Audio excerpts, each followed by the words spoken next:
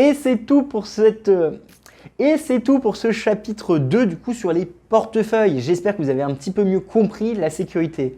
Pour faire un récap, un portefeuille Bitcoin, ça peut être un logiciel aussi bien sur votre téléphone que sur votre ordinateur que sur une clé USB. Donc on appelle ça des portefeuilles froids spécifiques en l'occurrence. Quand vous allez l'initialiser, vous aurez une liste de 24 mots ou 12 mots des fois à écrire. Vous l'écrivez sur un bout de papier, sans caméra, vous ne prenez jamais de caméra, vous ne mettez jamais au numérique, vous écrivez dans l'ordre, vous ne cassez pas cette clé privée en deux, vous l'écrivez proprement, vous faites une copie, vous mettez dans 2 dossiers, vous sécurisez ces dossiers. Cette liste de 24 mots, cette clé privée représente votre droit de signer et donc d'envoyer les bitcoins.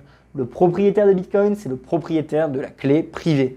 Vous allez ensuite créer un plan d'héritage pour garantir que vos proches puissent récupérer l'argent en cas de problème et si besoin, graver votre clé privée dans l'acier pour éviter que ce soit des bouts de papier.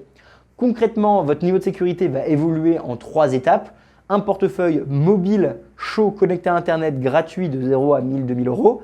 Ensuite, vous allez passer directement sur un portefeuille froid, donc style hardware wallet. Là, ça peut tenir jusqu'à 10 000, 50 000 euros. Vous allez rajouter une passphrase au bout de 10 000 à 40 000 euros. Ensuite, si vous devez séparer les fonds entre différents propriétaires ou alors vous avez des larges sommes, vous passez par un système de multisignature. Il faut éviter le custodial, il faut éviter de laisser vos bitcoins sur des plateformes d'échange parce que ça a énormément de risques par rapport à votre sécurité, votre vie privée et votre utilisation de bitcoin.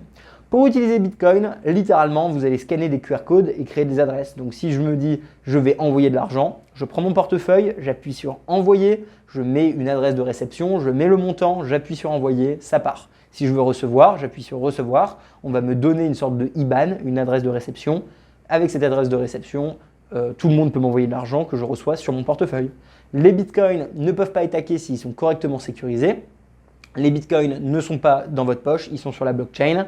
Maintenant, dans le prochain chapitre, on va voir Bitcoin d'un point de vue vraiment technique, son lancement, les transactions, les mineurs, l'écologie et les nœuds. Un chapitre très intense, donc accrochez-vous, on lâche rien, on est presque à la moitié, on est à la moitié je pense à peu près, un petit peu moins.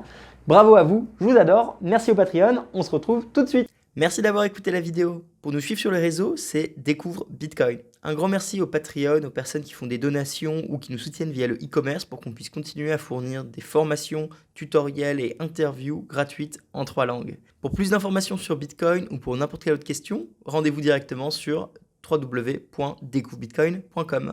On se retrouve pour la prochaine vidéo. À bientôt les amis!